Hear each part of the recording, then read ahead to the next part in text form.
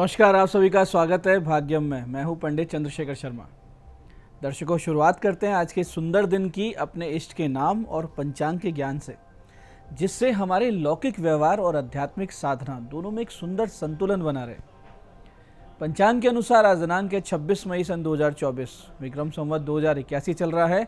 वैशाख मास है, कृष्ण पक्ष है, ग्रीष्म ऋतु है, तिथि तृतीया है और आज का वार है रविवार।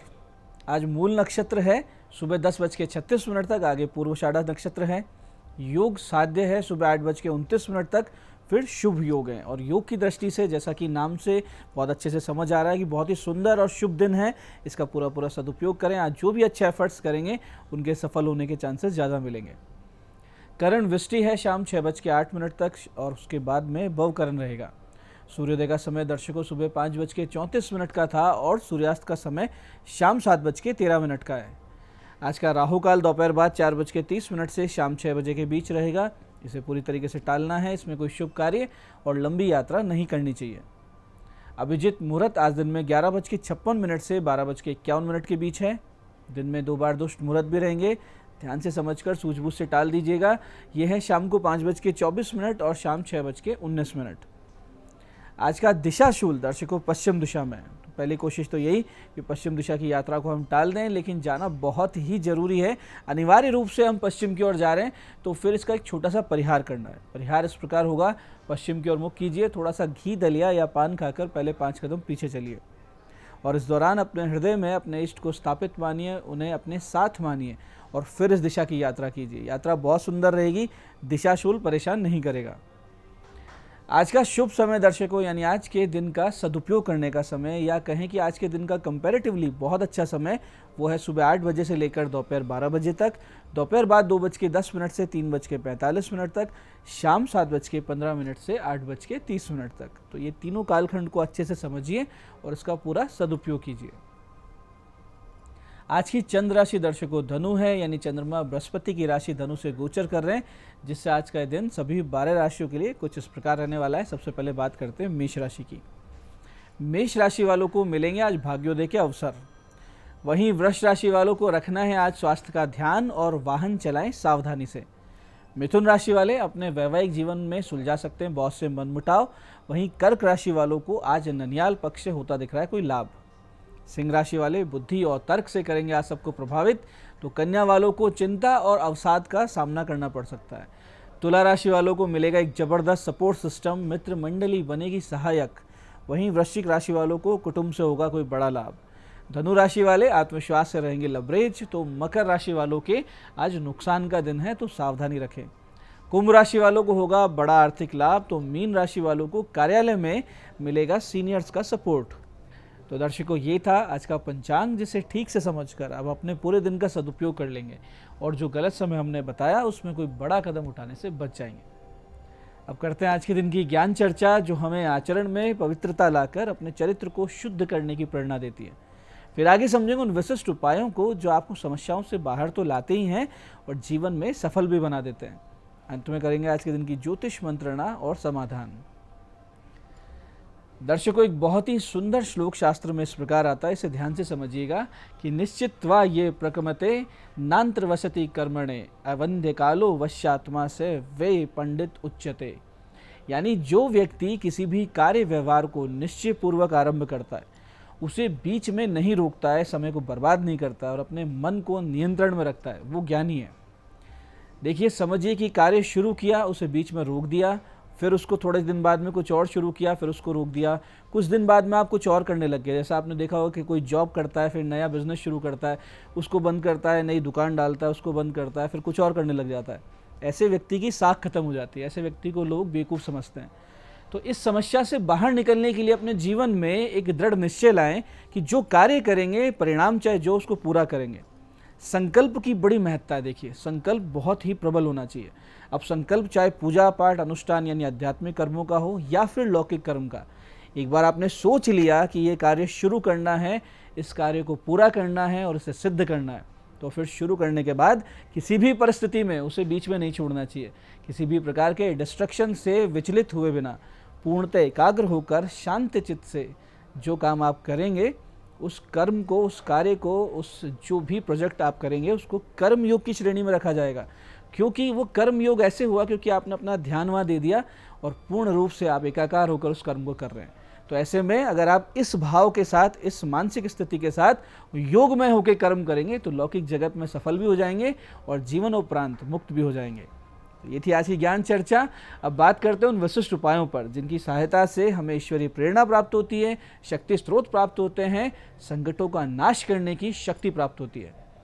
सबसे पहले बात करते हैं उनकी जिनका जन्मदिन है। तो जिन का जन्मदिन है, आप सभी आज प्रयास करें बेलव वृक्ष के पौधे लगाने का। साथ ही आज सीताराम जी के मंदिर जाएं, यथाशक्ति श्री जानकी वल्लभाय स्वाहा, श्री जानकी वल्लभाय स्वाहा का जप करें और रात्रि में गुड़ का दान करें। तो आने वाला वर्ष बहुत ही सुंदर, बहुत ही योगकारक बीतेगा, इसमें कोई संदेह नहीं। ऐसे ही आर्थिक समस्याओं से मुक्ति के लिए और बेरोजगारी की समस्या से निजात पाने के लिए आज के दिन से आप भगवान शिव जी की एक विशिष्ट आराधना भी कर सकते हैं। इसके लिए आप शिव जी को गुड़, कुमकुम, लाल पुष्प और केसर मिले हुए जल से अभिषेक कीजिए। मंदिर में भगवान की पंचोपचार से पूजन कीजिए। अपनी समस्या और अपनी जो भी आपको अब तक कमी महसूस होती आ रही जीवन में, वो सारी बोलकर और फिर आर्थिक सफलता, नौकरी, व्यापार, रोजगार, इनका आशीर्वाद मांगिए। फिर इस अति विशिष्ट मंत्र का कम से कम 25 मिनट, अधिक जितनी आपकी क्षमता है, नित्य जप करना शुरू करें। मंत्र के लिए किसी प्रकार की माला की आवश्यकता नहीं है, सिर्फ ध्यान लगाने की आवश्यकता है। शिव जी का ध्यान लगाएं, माने कि वो आपकी सुन रहे हैं और आपकी जो भी मनोकामना वो पूरी कर रहे हैं। इस मंत्र को ध्यान से समझिएगा। मंत्र इस प्रकार है, ह्रीम अंबिका नाथाय नमः शिवाय ह्रीम। फिर से समझिए, ह्रीम अंबिका नाथाय नमः शिवाय ह्रीम। तो इस मंत्र को ध्यान करते हुए करें। 3-4 महीने करेंगे, 3-4 महीने में सारी समस्याएं दूर होगी, एक विशिष्ट ऊर्जा का संचार होगा, एक शक्ति महसूस होगी और भगवान भोलेनाथ की कृपा आपकी आर्थिक स्थिति को सुधारेगी, रोजगार व्यापार की स्थिति को मजबूत करेगी और जो भी समस्याएं अब तक चली आ रही थी वो धीरे धीरे दूर हो जाएंगी। ऐसे दर्शकों, आज के शुभ दिन से आप हनुमान जी कृपा प्राप्ति भी कर सकते हैं। इसके लिए हनुमान जी की आपको एक छोटी सी साधना करनी है, जो आज दोपहर 12:24 से 1:29 के बीच करनी है। करना सिर्फ ये है कि 27 पीपल के पत्ते लें, उन्हें धोकर अच्छे से शुद्ध कर सीताराम लिखें। लाल चंदन से, लाल चंदन को घिसें या जो पिसा हुआ लाल चंदन मिलता है उसकी शाही बनाकर उससे सीताराम लिखें और हनुमान जी की मूर्ति के शीश पर उन पत्तों को अर्पित कर दें। या फिर मूली के द्वारा एक माला बनाएं और वो माला उन्हें पहना दें। एक मीठा पान, एक लड्डू, 2 लौंग, एक जायफल, 1 अनार और 2 केले और कुछ दक्षिणा भी हनुमान जी को अर्पित करें। इसके बाद आप एक कोरा दीपक लें, यानी अनयूज्ड दीपक लें। तिल के तेल में मोली की बनाई हुई बत्ती लगाकर उसे प्रज्वलित करें।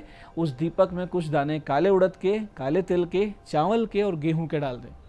अब इस दीपक को गेहूं की ढेरी पर रखें। उसके बाद में 27 पाठ बजरंग बाण करें और फिर अपनी मनोकामना भगवान हनुमान जी को बोलें और फिर 11 माला इस अति विशिष्ट मंत्र का जप करें। मंत्र ध्यान से समझिएगा, पूर्ण रूप से, भाव से, मन से ध्यान लगाकर इस मंत्र को करेंगे, एक ही दिन में चमत्कार होंगे। मंत्र इस प्रकार है, ओम नमो हनुमते श्री रामचंद्राय नमः।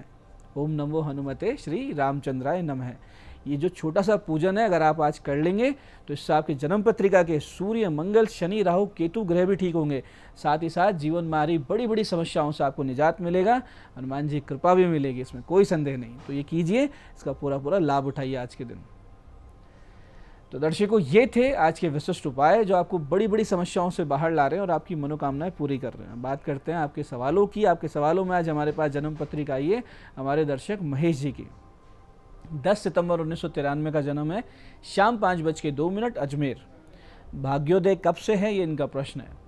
देखिए महेश जी, आपका मकर लग्न है, मिथुन राशि है, नवम यानी भाग्य भाव आपका प्रबल दिख रहा है। बस आप धन के प्रबंधन में कमजोर दिख रहे हैं क्योंकि सेकंड हाउस बहुत ज़्यादा दूषित है। आपका सुंदर समय जून 2025 से शुरू होगा और जून 2028 से तो बहुत ही सुंदर, इसको कहते हैं गोल्डन टाइम, शुरू हो जाएगा। आज की दूसरी पत्रिका आई है हमारे दर्शक वत्सल जी की। 15 दिसंबर सन 2002 का जन्म है, सुबह 11:02 दिल्ली। करियर डायरेक्शंस प्लीज, यानी करियर डायरेक्शंस मांग रहे हैं वत्सल जी। कुंभ लग्न, मेष राशि की जन्म पत्रिका आपकी, जिसमें नवम भाव बहुत ही विशेष बली है और नवमेश दशमेश युति नवम भाव में हो रही है। तो करियर आपका जबरदस्त रहेगा, आप टेक्निकल फील्ड या फाइनेंस फील्ड में रहेंगे, या जो दोनों का आजकल मेल होता है, जिसे कहते हैं फिनटेक आज के ज़माने में कहा जाता है, यानी आईटी और फाइनेंस को जोड़कर जो काम किए जाते हैं वो आप काम कर सकते हैं। 26 वर्ष की आयु से आपका भाग्योदय भी होने लगेगा।